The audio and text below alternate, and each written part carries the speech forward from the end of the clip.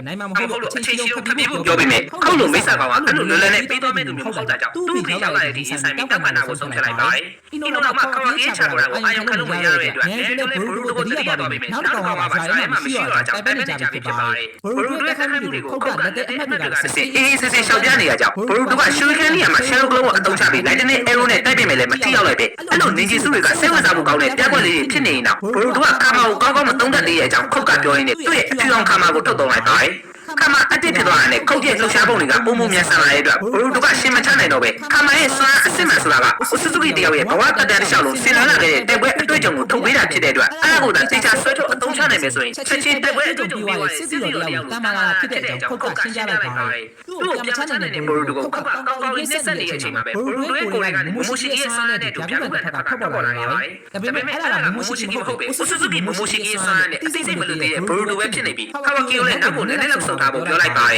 ်ပြီးရတယ်ခုတ်ကိုအရင်လည်းမတူတဲ့ကောင်ကအမြန်ဆုံးတိကျမှုတွေနဲ့အသာစီးရအောင်တိုက်ခိုက်နေရကြောင်းခုတ်ကလည်းသူ့ရဲ့လက်တဲ့အမှတ်အသားတွေကိုချက်လေးမှအမှားရမရှိအသုံးချတိုက်ခိုက်နေရတာဖြစ်ပါတယ်အဲ့ဒါမှမမိုရှိကီရဲ့ကောင်ကရှော့တက်လို့မရပဲအသေးအတန်ရှော့ဆန်းနေရပြီတကယ်တော့ဘလူးတို့ကအမှန်တကယ်ဆေးရနေတဲ့ညအစီအစဉ်ငါမိုးတာမခံရဘဲနဲ့မိုရှိကီရဲ့စွမ်းကိုထုတ်ယူအသုံးချနိုင်နေတာဖြစ်တဲ့အကြောင်းဒါကရှင်းပြပေးလိုက်ပါတယ်အဲ့ဒါကြောင့်ဘလူးတို့ကသူ့ရဲ့ဂျူကန်မဟုတ်ပဲမိုရှိကီရဲ့စွမ်းဖြစ်တဲ့ဓာတ်ဥကတစ်ဖက်ပေါ်နေရဖြစ်ပြီးဇာတ်မရှိရဲ့နယ်ကလည်းစစ်မောက်တွေတူတူနဲ့ကိုချီရမှုပြင်ဆင်နေရဖြစ်ပါတယ်ဒါပေမဲ့လက်ရှိကူလာမရှိရဲ့အခြေအနေနဲ့နယ်တို့တယောက်လိုက်သွားမယ်ဆိုရင်စစ်မနေနိုင်ဘူးဆိုတာသိရတဲ့ချီကာမာကလည်းတူတူနဲ့အကြောင်းနဲ့ခိနာကတော့အနည်းဆုံးတစ်လေးရှိနေတယ်လို့နေနေပုံနယ်တို့ကပြောလိုက်ပါတယ်ဟုတ်ရဲ့တဲ့အမှတ်အသားတွေကသူ့ရဲ့သွေးထဲမှာရှိတဲ့တန်တဲ့ဂျောထားတဲ့စူပေါင်းကျွတ်တူဖြစ်လို့အမှန်နဲ့လည်းစုံလို့မရပဲအမှန်တို့စီကရတဲ့စေးကြောင်းတွေပါခုတ်ကတိနေရကြောင်းစူးစမ်းနေကြတာဖြစ်ပါတယ်ခုတ်ကဘလူးတို့ကအဆူဆူကီတရားအတေးဝဖြစ်လာရင်တော့ဆင်ပြီးစီကျွေးဖို့ပဲလိုအပ်တာဖြစ်လို့ကာဝါကီကိုတယောက်တည်းခေါ်သွားဖို့လုပ်တဲ့ချိန်ကာဝါကီကလည်းသူနဲ့လိုက်ဖို့သဘောမတူတော့ပဲသူတို့ကခုတ်ကိုဒီနေရာမှာဘလူးရဲ့ဆန်နဲ့ပြည့်ရှင်းနိုင်တမမနဲ့ကိုကာဝယ်နိုင်တယ်လို့တွေးမိသွားဖြစ်ပါတယ်အဲ့ချိန်မှာလည်းကလည်းစစ်ဆုံးနဲ့50ကီလိုမီတာ40လောက်မှရှိနေဘလူးတို့အာရုံခံမိလိုက်ပြီးခုတ်ရဲ့ချာကိုပါဆန်းစားမိလိုက်တဲ့အတွက်ကျွမ်းလည်းတတိပေါ်နေလို့မရတော့ပဲအနည်းဆုံးတတိပြချက်ဖြစ်လို့ရှာလိုက်ကြပါတယ်တစ်ဖက်ကလည်းညီကိုလေးကခုတ်ကိုပြက်တိကြပြီမယ်အာရုံစီရတဲ့မှာချင်းချင်းရှင်းမရောက်ပဲခုတ်လို့အာရုံဆန်းတစ်ခုမှမရှိတဲ့ကောင်ချက်ချင်းခေါင်းစီကိုရောက်လာတဲ့စကားကြောင့်အမှန်တော့လည်းထူးဆန်းနေဆိုတာကိုတတိထားလိုက်ပါတယ်အဲ့ဒါခုတ်ကိုချင်းချင်းဆိုရင်ခေါင်းကလေးကိုရေရအောင်ကြောင့်စဉ်းစားမိလိုက်ပြီးတစ်ဖက်ကလည်းတက်ခဲ့တဲ့အချိန်ကြာလာတဲ့ဘုံကဆေးရဲ့ဘေးထွက်ဆူဆူတွေကိုရုပ်ရည်ခံစားရပါတယ်ခွေရဲ့ခုတ်ကလည်းစမ်းနေပြီတရားလုံးကိုဖတ်နိုင်အောင်ထုတ်တော့တဲ့အချိန်လက်ရှိကာလရဲ့အချိန်ကြီးအားလုံးကိုချက်ချက်သွားခဲ့ပြီးအနားမှာလည်းဆူဆူကီမိုမိုရှိကီကိုလိုက်လိုက်ရပါတယ်ဘလူးကတိစိတ်ရှိနေနေပြီမဲ့လုံးမရတော့ပဲမိုမိုရှိကီကလည်းသူ့ရဲ့အချမ်းစီကိုလုပ်ဖြစ်ဖို့ခုတ်ကစမ်းနေတဲ့ကောင်ဖြစ်နေတဲ့အတွက်ဒါလည်းရှင်းနေတာသူနဲ့နေရာလေးကိုဘလူးကိုပြောလိုက်ပါတယ်မိုမိုရှိကီကတူတာနဲ့အေယာမစင်ကိုထုတ်တော့လိုက်တဲ့အတွက်ခုတ်လည်းတဲတဲ့ဆောင်ရပြီဘလူးရဲ့ပုံမှန်ခါမှာအစမ်းနဲ့လုံးဝပွားချနေတဲ့အတွက်ဒီဆိုင်မဲ့စာအေယာတို့ခါဝါကီကိုလက်တုပ်ပြီးကြံလိုက်ပါတယ်အဲ့ဒီမိုရှိကီကရာစင်းတဲ့ခေါ်တဲ့အသေးစားပြလို့ရတဲ့ဉာဏ်လုံးကြီးစုနဲ့ခုတ်ရဲ့ပခုံးစီကိုတက်တက်လိုက်ပြီးခုတ်ရဲ့ကျူးစုကိုမဆုပ်နိုင်တဲ့ခါမှပြုနေလီမီတာထုတ်ထားတဲ့လက်ရှိချိန်ကမိုရှိကီကိုလုံးဝမနိုင်နိုင်ဘူးဆိုတာလည်းအေယာကလည်းပြောလိုက်ပါတယ်ကိုလိုဆိုလိုက်ဒီလိုဆိုလိုက်ဖြစ်နေတဲ့ခါဝါကီကလည်းအငြိမ်မနေရတဲ့အတွက်မိုရှိကီကနိုင်တော့ရိုးနဲ့လောက်ချိုးပေးဖို့လုပ်တဲ့အချိန်စီကာမာရုနဲ့တူတူရောက်လာကြပါတယ်စီကာမာရုကသူ့ရဲ့ကိုယ်ကအချင်းချင်းကိုတုံထုတ်ထားတယ်လို့မိုရှိကီကဆုပ်လို့မရပဲအဲဒီကိုမသိချင်တဲ့ခါဝါကီကတော့ချက်ချင်းပြန်မှုပြောနေပြီမဲ့ဂျွာနာတယောက်အနေနဲ့ဒီဆိုင်ရတဲ့အချိန်ထွက်ပြေးတဲ့ကိုကလည်းဆိုတာရှိတဲ့အကြောင်းလည်းတို့ကပြန်လိုက်ပါတယ်မိုရှိကီကိုပဲအရောက်နေတဲ့ခါမာရုကလည်းခုတ်လေးနဲ့ခံရပြီကျုပ်ရဲ့ရှုပ်ရတဲ့အချိန်မှာမိုရှိကီကသူ့ကိုတက်တဲ့တားပါနေကိုမစားချင်ဘူးဆုံးဆွလိုက်တဲ့ကြောင့်ခါဝါကီတို့ရဲ့ခုတ်ရဲ့တနတာကစိုးစောတဲ့ဖြစ်ပါတယ်ဘလူးရဲ့ခန္ဓာကိုယ်ဖြစ်နေတဲ့စီကာမာရုကဘာသာစာနယ်နေတဲ့ရှိနေကြကြောင်းအဲလိုလည်းခက်လို့မရပဲတွေ့ဝင်နေတဲ့အချိန်ရှစ်ထွက်သွားတဲ့ခါဝါကီကတက်ပြီးအသိခံလိုက်ရပါတယ်နဲတို့ကသူ့လိုရှားနေတဲ့စီကာမာရုကိုတက်ပြစ်မယ်လို့ခုတ်ကချင်းချောက်နေတဲ့အတွက်ခါဝါကီကိုဝင်ကူညီပေးလို့မရပဲဘလူးရှိကီရဲ့ဆုံးမမှုကိုနှိမ့်နေအောင်တယောက်တည်းစားနေရဖြစ်ပါတယ်သူကခါနိုင်တယ်လို့ဆိုရင်လက်ရှိအချိန်မှာတတမမဟုတ်ပါလေကာကွယ်ပေးနိုင်မယ်သူမရှိတော့ပဲစီကာမာရုကြောင့်လည်းတို့ကလုံးဝမဟုတ်ဘူးဆိုတာကိုသိရတဲ့မိုရှိကီရဲ့အေယာမရာစင်ကနေအဆုံးသတ်မှုကိုခံနိုင်ဖို့သူချစ်တဲ့ကိုကလည်းကိုကာကွယ်ပေးနိုင်ဖို့ခါဝါကီကနောက်ဆုံးချက်မှုတစ်ခုအသုံးပြုလိုက်ပါတယ်နဲတို့နဲ့ဘလူးတို့ကပ်တွေကိုမြန်မာဆိုင်တို့နဲ့ကြီးကြီးနေဆိုရင် Telegram မှာ Geo Anime ခွန်သုံးလုံးလို့ရိုက်ရှာပြီးကြည့်ရှုလို့ရပါတယ် US နိုင်ငံ location ရတဲ့ VPN မဆိုခန်းကြီးပေးခြင်းဖြင့်ကျွန်တော်ဝင်ဝင်ရအောင်ကူညီပေးနိုင်တာမို့လို့တစ်ဖက်တစ်လမ်းကနေ VPN အသုံးပြုုံနဲ့ဗီဒီယိုလေးတွေကို support ပေးဖို့တောင်းဆိုချင်ပါတယ်။အော်ဒီကနောက်ဆုံးရွေးချယ်မှုတစ်ခုကအသုံးပြုလိုက်ပါတယ်။ချက်ချင်းဆိုသလို Racing ကဆုတ်ယူခံလိုက်ရပြီးအမှားတို့ပြောခဲ့တဲ့ CCK တာမရှိတော့ရင်လက်နက်တစ်ခုအနေနဲ့အသုံးချလို့ရနိုင်မယ်ဆိုတဲ့ခါမအနေရောင်ကိုခုချိန်မှာစားလွမ်းနေတဲ့ခါဝါကီကနောက်တစ်ချိန်အသုံးပြုဖို့ရွေးချယ်လိုက်တာဖြစ်ပါတယ်။ဒါကလည်းခါဝါကီကသူ့ရဲ့ခါမကိုနောက်တစ်ချိန်သုံးမယ်မသုံးဘူးဆိုတာတဲ့အဲ့လိုရွေးချယ်လို့ရအောင်ဒါမှမဟုတ်အဲ့လိုကျင်းတဲ့ပေါက်ထပ်ပြီးအသုံးချအောင်အမှားတို့ကခါဝါကီရဲ့ညာဘက်လက်တက်တဲ့အချိန်ထည့်ပေးခဲ့တာမှသိသွားတဲ့အတွက်ခုတ်လို့တန်းပြောလိုက်ပါတယ်။ခုတ်ကလည်းသူတို့ကအမှားတို့ကျိုးဆွဲတဲ့အစီအစဉ်ကိုအကောင့်ထဲပို့ပေးသလိုဖြစ်သွားတဲ့အကြောင်းပြန်ပြောနေတဲ့အချိန်ခုတ်ကတရားရောက်နဲ့ဆက်သွယ်နေရကိုရှီကာမာယုံကလည်းတတိထားမိလိုက်ပါတယ်။ ပြောက်သွားတဲ့ခါမှာကိုပြန်သုံးနိုင်မှုဆိုတာပုံမှန်တိုင်းဆိုရင်မဖြစ်နိုင်တဲ့အတွက်အမှန်လို့လက်ချက်ဆိုတာမမိုရှိကလည်းတည်သွားခဲ့ပြီခါပါကြီးရဲ့ဘယ်ဘက်နဲ့တော့ကလည်း CCK သုံးတဲ့ဆွမ်းကိုတစ်ထည့်ရတဲ့အသုံးပြုနိုင်နေတဲ့ပြင်စူနာဟီကိုနာနဲ့တခြား dimension တစ်ခုမှာခြုံထားတဲ့ကုပတုံးတွေကိုပါလွယ်လွယ်လေးသုံးပြနေရဖြစ်ပါတယ်ဒါပေမဲ့ဘလူးလိုခန္ဓာကိုယ်ထိချုပ်မဲ့ဆူဆူတွေလည်းမရှိရကြောင်းခါပါကြီးကသူ့ရဲ့ဆန္ဒအတိုင်းရဲတူကိုကာကွယ်ပေးနိုင်မှုလို့ဖို့လိုအပ်တာအားလုံးကိုလုပ်မဲ့အကြောင်းပြောလိုက်ပြီးမမိုရှိကတပိုင်းဖြစ်နေတဲ့ဘလူးတို့နဲ့ဘွဲကလည်းကဲဆန်းရပြီဖြစ်ပါတယ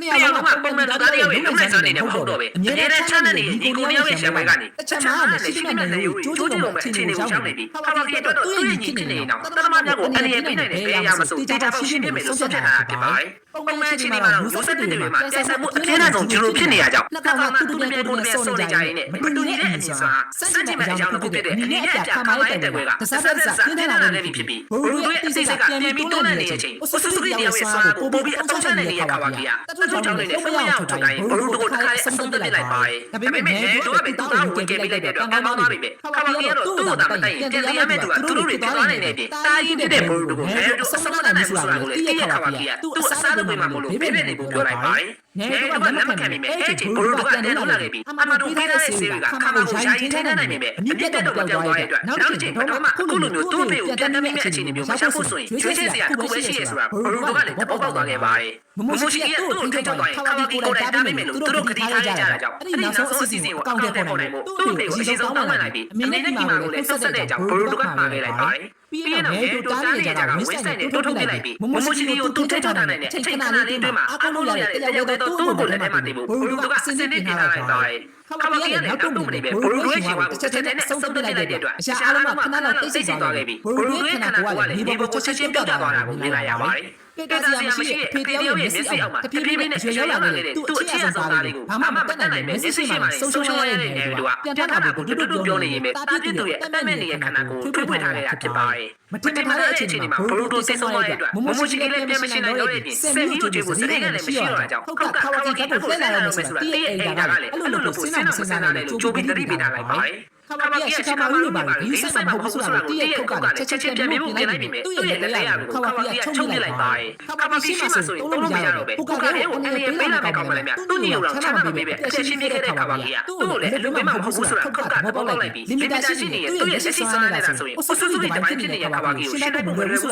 ကိုရှင်းပြသွားခဲ့ပါတယ်နေကသူ့တပ်လည်းလုံးပွင့်လာတဲ့အချိန်ကိုလက်မခံနိုင်နေပဲရှိခါမာလို့ကလည်းတက်နိုင်လောက်စိတ်ကိုထိနေတတိပေးနေပြီသူတို့ကတိုက်ပွဲမှာရှိနေတဲ့အတွက်အခုချိန်မှာတာစီရနေတဲ့ခါပါကြီးကနေကိုတိုက်ပြီးခုတ်ကိုဆုံးဖြတ်ရမယ့်အကြောင်းပြလိုက်ပါတယ်ဘလူးကကိုယ်တိုင်ရွေးချယ်သွားရင်တော့သူကိုယ်တိုင်ကပုံကလေးတယောက်ဖြစ်နေတာဖေးတယောက်ဖြစ်တဲ့အတွက်ခုချိန်မှာတော့ဘလို့မှစိတ်ကိုတိတ်မှုမဖြစ်နိုင်ပဲတစ်ဖက်မှာတိုက်ခိုက်နေတဲ့ခုတ်ကလည်းသူ့အလုံးစုံခါပါစီစီမှာရှုံးရမှာဖြစ်တဲ့အတွက်ကြံရမှာဖြစ်သွားခဲ့ပါတယ်ခါပါကြီးကတော့ဘာမှအများကြီးစဉ်းစားမနေပဲတတမတ်ကိုကြည့်ရင်သူ့မှာခုမှမဟုတ်တဲ့အတွက်ခုတ်ကိုလည်းစိတ်ချရအောင်ခါလေးအပြည့်ရှင်းလိုက်ပြီမယ်အကုန်လုံးဖြစ်ပြတဲ့အချိန်မှာတော့ခါပါကြီးကပြန်ထွက်လာတာကိုတွေ့လိုက်ရပါတယ်ဟုတ်ကဲ့အဲ့ဒီတိုင်းမှာဂိမ်းမှာအချိန်ဆွဲနေတဲ့ကြောင့်ခါပါကြီးကသူ့ဆွဲနဲ့သူဖြစ်သွားတာဖြစ်ပြီးတတိပိတော့ခါပါကြီးကိုအေးစစ်စစ်ပေါ်သွားမယ်လို့ခုတ်ကိုရှိခါရီကတားဆီးလိုက်ပါတယ်ပုလိုမာလူတွေလည်းကြာကြာရောက်ကြမှာဖြစ်လို့သူ့ရဲ့လက်ရှိတိုက်ပွဲမှာတဲ့အခြေအနေနဲ့ဆိုရင်လွယ်လာဘူးဆိုတာတည့်ရဲ့ခုတ်ကလည်းလီမီတာကိုဖယ်ဖို့ပဲအရင်ဆုံးတိုးသားရအောင်မယ်ဆိုတာကိုတည့်ရဲ့အတွက်အဲ့နေရာကနေချက်ချင်းပြန်ဆောက်လာလိုက်ပါတယ်ရှိခါမာလူကရွာရဲ့အကြံပေးတယောက်အနေနဲ့အဲ့နေရာညာလာပြီးဖြစ်တဲ့ခါပါကြီးကိုဘာဆက်လုပ်ရမလဲဘယ်လိုအဖြစ်ပြရမလဲဆိုတာဆုံးဖြတ်ရမယ့်အကြောင်းပြောလိုက်ပြီမယ်ဒီကတော့ခါပါကြီးကချုံထားဖို့လည်းမဟုတ်ဘူးရွာကနေမောင်းထုတ်ဖို့လည်းမဟုတ်ပဲသူကဘိုးတို့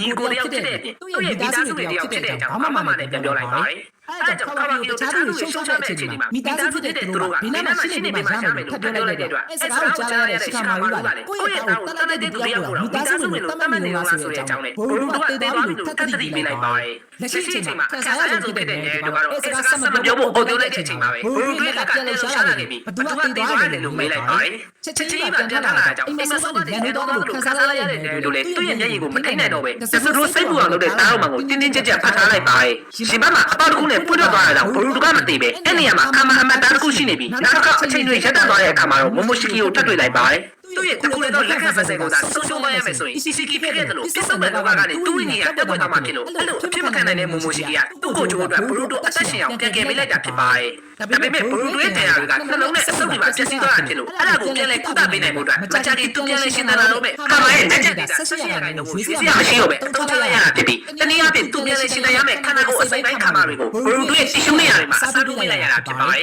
ပြန်လဲရှင်းတယ်မဲ့ဒေတာတွေကနေသူ့ရဲ့ဝိညာဉ်ဒီလောကကြီးမှာဆက်ရှိနေနိုင်ဖို့ဘလူးတို့က ပြီးတိုင်းပို့ပေးလိုက်ရဖြစ်တဲ့အတွက်မမိုရှိကီပြန်ဝင်စားလို့ရမယ့်အခြေအနေဆိုတာကလုံးဝဖြစ်လာတော့မှမဟုတ်ပေမဲ့လုံးဝအဆူဆူတီတယောက်ဖြစ်သွားတဲ့ဘရူကတော့စင်မီကိုကျွေးဖို့ကောင်းကောင်းကြီးအရေးရှိပြပြီးသွားတာကြောင့်အဲ့ဒီပြဿနာတွေကတော့ပြောင်းဝင်သွားမှာမဟုတ်တဲ့အကြောင်းမမိုရှိကီကပြောပြလိုက်ပါတယ်အဲ့ဒါတော့မှခုတ်ကိုတစုတို့ရင်ဆိုင်မှုကြိုးစားမယ်ဆိုရင်တော့လက်ကျန်ကာမာဒေတာ percentage လုံးဝမကျန်တော့တဲ့အတွက်ဘရူတို့ရှင်တန်မှုဆိုတာနောက်တစ်ချိန်မရှိနိုင်တော့ပဲဘရူတို့ကတတိလနေရဲ့အချိန်ဆိုရင်သူကဝင်ချင်းချုပ်လို့ပဲရအောင်မှာဖြစ်ပြီးတနည်းအားဖြင့်ခန္ဓာကိုယ်တစ်ခုလေးကိုနှောင်းပြန်လုံးရတဲ့အခြေအနေကိုရောက်ရှိသွားတာဖြစ်ပါတယ်ဒါပေမဲ့သူပြောတဲ့တရားရုံးမျိုးလုံးကဘရူတို့ရဲ့ဘဝတွေကနေရှားကိုဆွတ်ထုတ်သွားနိုင်တယ်ဆိုတဲ့အချက်ကတော့ပြောင်းလဲမှာမဟုတ်ပဲအဲ့ဒါကဘယ်နည်းမှရှားမှာဆိုတာကိုသူကိုယ်လည်းမသိလို့ရင်ဆိုင်မှုအသိမြင်တာကိုပြောလိုက်ပါတယ်ခါမှာကျန်ရှိနေတဲ့ဆက်ရှိရတဲ့ဘရူတို့တုံးပေးလိုက်ရတာကြောင့်မမိုရှိကီပြောင်းဝင်စားနိုင်မှာမဟုတ်ဘူးဆိုတာကိုလည်းအဲ့ဒါကသိလိုက်မိမယ်မမိုရှိကီနဲ့ဘရူတို့ဘာပြောလဲဆိုတာကိုတော့သူ့ရဲ့စမ်းရင်းကနေတော့မနေနိုင်တဲ့အကြောင်းခုတ်ကိုပြောပြလိုက်ပါတယ်ဒါပေမဲ့ခုတ်ရဲ့စစ်တပ်ကိုခရှားပေးနိုင်မှုသူကူညီပေးတဲ့အချိန်ဒီကာဝါကီကိုရှားလို့မပေးနိုင်ဘူးဆိုရင်တော့ခုတ်ကိုရှင်းပြဖို့လည်းဝင်နေနေမှာမဟုတ်တဲ့အကြောင်းသတိပေးလိုက်ပြီးကာဝါကီပြန်လို့လာတဲ့အချိန်မှာတော့ခုတ်ကရဲ့တာကိုတက်ခဲ့တဲ့သူတယောက်အနေနဲ့ထောင်ထဲမှာချောင်းနေရမယ့်အစားကုသမှုခံယူနေရတဲ့အတွက်နားလည်နိုင်ဖြစ်သွားပြီနဲ့ဘရူတို့အသက်ရှင်နေတဲ့အကြောင်းကိုလည်းသိလိုက်ရပါတယ်ဒါပေမဲ့အာမာတို့ပြောခဲ့တဲ့အတိုင်းသူ့ရဲ့မသိစိတ်ကနေစွမ်းကြည့်တာကိုအာမာကိုပြောလို့ချင်နေတဲ့အကြောင်းနဲ့အာမာမရှိနေလေတော်တော်များများကခုချိန်မှာအသက်မရှိနိုင်တော့ဘူးဆိုတာကိုသဘောပေါက်သွားတဲ့အတွက်အဲ့ဒီစွမ်းကိုကြည်ကြည်နဲ့ဒီလက်ခံကိုသုံးသက်ချက်ချလိုက်ပါတယ်အဲ့ဒီအတရားမျိုးလုံးတွေကြောင့်တနေ့ကျရင်အရာအလုံးကိုဆုံးရှုံးရလိမ့်မယ်လို့မမိုရှိကီကသတိပေးခဲ့တဲ့အကြောင်းဘရူတိုကပြောပြလိုက်တဲ့အတွက်ကာဝါကီကတော့ဘရူတိုအတွက်အရာအလုံးဆိုတာဇာတ်ကဘရူတိုရဲ့ကောင်းမှုနဲ့ဘဝဘရူတိုရဲ့မိသားစုဘရူတိုရဲ့တငယ်ချင်းတွေဖြစ်နေနိုင်ပြီပဲအစကတည်းကအဲ့လိုမျိုးတွေဘာတစ်ခုမှမရှိခဲ့တဲ့သူ့အတွက်တော့အရာအလုံးဆိုတဲ့အတိတ်ကတတမမြတ်ခုကလည်းတရုပ်ပဲဖြစ်တဲ့အကြောင်းကာဝါကီကပြောပြလိုက်ပါတယ်အဲ့ဒါကြောင့်ဘရူတိုအသက်ရှင်နေသေးတာကတတမမြတ်ခုကလည်းအသက်အန္တရာယ်ရှိနေသေးတာနဲ့တူတူပဲဆိုတဲ့အချက်ကိုမမေ့ဖို့သတိပေးလိုက်ပြီးကာဝါကီအနေနဲ့ငယ်တို့ကိုအန္တရာယ်ပေးလာနိုင်တဲ့သူမှန်သမျှရှင်းထုတ်ပြဖို့တန်တဲ့ချမှတ်ထားတာဖြစ်ပါတယ်ဘရူတိုကလည်းမမိုရှိကီဖြစ်လာစေခြင်းနဲ့ဟောကိန်းကမှားနေဆိုတာကိုတက်ပြနိုင်မှုဆုံးဖြတ်ထားတာကြောင့်သူတို့ညီကိုတရားလုံးမှာမတူညီတဲ့ခံယူချက်တွေတတ်မှတ်ထားတဲ့ကိုယ်ပိုင်လမ်းစဉ်တွေရှိနေအောင်အဲ့ဒီချိန်မှချက်တွေပြေဝနိုင်စေဖို့အတွက်တော့ဘယ်သူမှနောက်မဆုတ်ပဲချက်ချင်းချင်းမှာတမိုင်းတွေရေးထုတ်နိုင်မှုရှင်းဆက်ရှောက်နေကြအောင်မှာပဲဖြစ်ပါတယ်ဒါကတော့ဘရူတိုစနေမှဖြစ်ပြီးဘရူတို element ပြထားနိုင်လေတင်ပေးတော့မှာမို့လို့ like share comment နဲ့ YouTube မှာလည်း subscribe လေးလုပ်ပြီးအားပေးကြ